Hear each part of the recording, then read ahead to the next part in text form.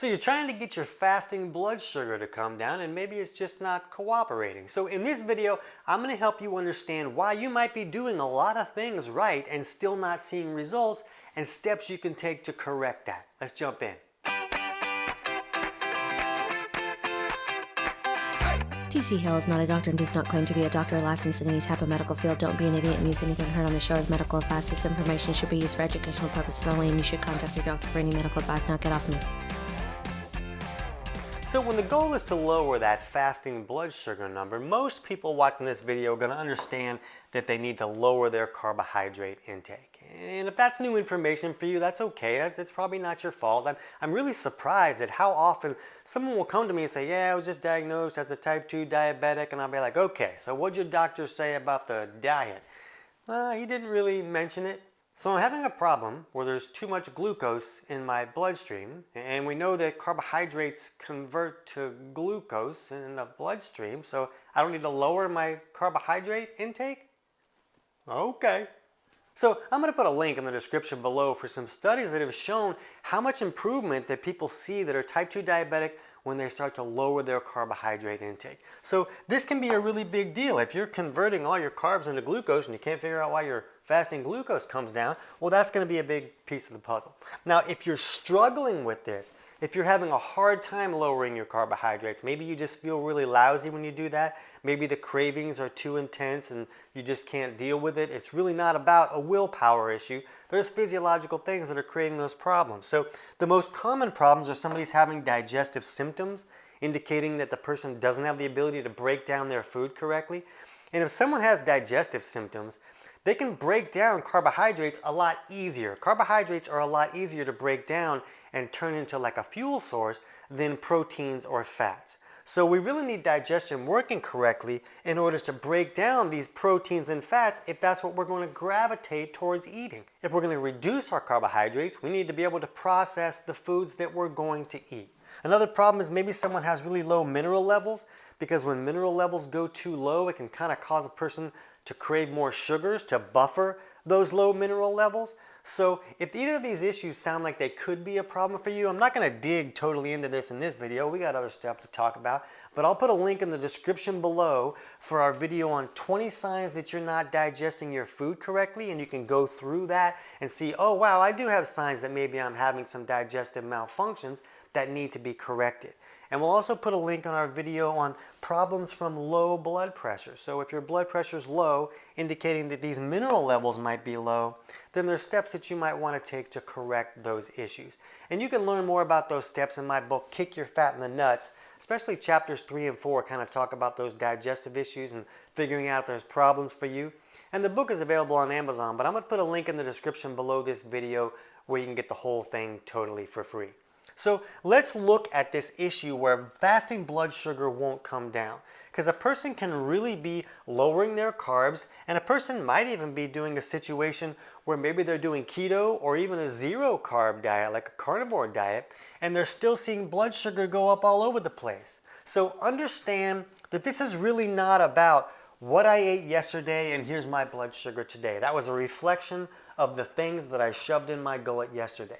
That's really not how it works. It's a lot more complicated than that. There's a lot more going on, and a person could eat the same foods every single day and still see their blood sugar doing exactly these things. So we want to understand what's going on there. So to understand why blood sugar could go high or even higher when we're not consuming a lot of carbs or maybe even any carbs at all, we need to understand gluconeogenesis. So basically, this is the body's ability to create its own blood sugar, and it can create it from other sources beyond carbohydrate sources, things like proteins and fats. And so this mechanism is there for a great purpose. It's there to help us keep our blood sugar on an even keel. Maybe we don't have access to fuel right now, so the body has this ability to be like, hey, don't worry about it. I got you. I'll just make a little bit of fuel and you're going to be golden. You go ahead and keep doing your chasing down a zebra or whatever you got going on, because I'm going to help you get there. So the body's function is great. We want that. The situation is, we need to understand, is that this gluconeogenesis is driven by insulin. So think about this. When insulin goes very low, low insulin would signal the body that, hey, there's really not a lot of glucose here. So when insulin goes low, this gluconeogenesis can kick in. The body will create its own glucose and supply the body with what it needs.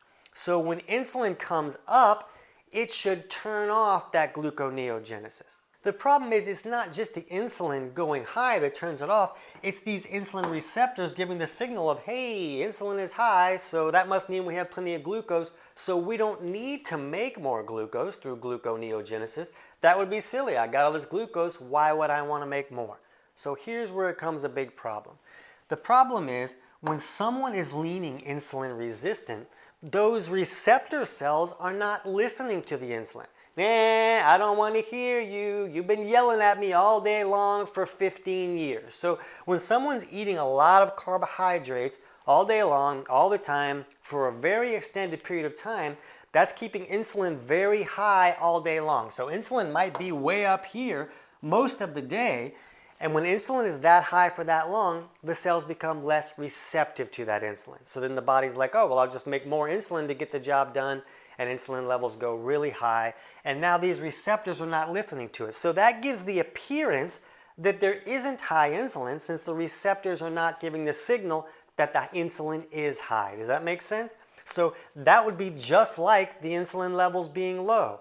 So when that's the case, the body's like, oh man, insulin must be low, the receptors are shutting up all the time, I'm going to go ahead and make some blood sugar. So I'll put a link to some studies below that kind of indicate that a lot of the blood sugar that's going on with these type 2 diabetics is being made by the body just because of the insulin resistance. So when we understand what's going on, it makes sense why, oh, well, I'm eating great, because a person will be like, okay, I'm just going to have butter and bacon. Maybe I'll have the brain of a cow, and that's all I'm going to eat. But my blood sugar, I still wake up and I'm at 165. What is going on? Well, this is going on. So when we understand this, we really want to improve this insulin resistance. You know, resistance training is a great way to do that. Lifting weights, doing that resistance type workout, that's a great way to get that blood sugar down. Chromium is a great mineral that can be helpful when you're trying to improve insulin resistance. I'm not going to give you any type of brand or dose or anything like that. You're going to have to research that yourself. But the important thing to understand is that this isn't going to happen by Friday. You're not going to be fixed by Friday and have your blood sugar at 85 so that you can go to your hoedown and eat a bunch of pie. This is going to take time. So what you want to see is that you're going to do everything right, and you're going to see it come down, and you're going to go, woohoo, it's down. And then the next day, you're going to do the same thing all day, and you're like, ah, son of a sack of nuts, how did that happen? But just know that that's normal, and we just want to see this transition start to be lower. We want to see the lows start to be a little bit lower, and we want to see the highs start to be a little bit lower. And over time, and I need time like months or even over a year for someone to really fix insulin resistance, depending on a lot of factors.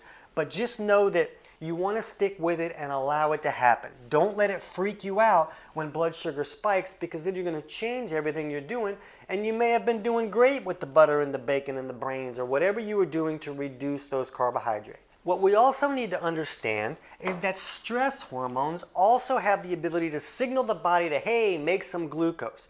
That stress hormone is telling the body, we have an emergency situation. We need a fuel source to deal with this emergency right away. Why don't you make some glucose, because that's a really easy fuel source to use immediately. So if this is a problem where this is staying high, the first thing you want to do is simmer down now.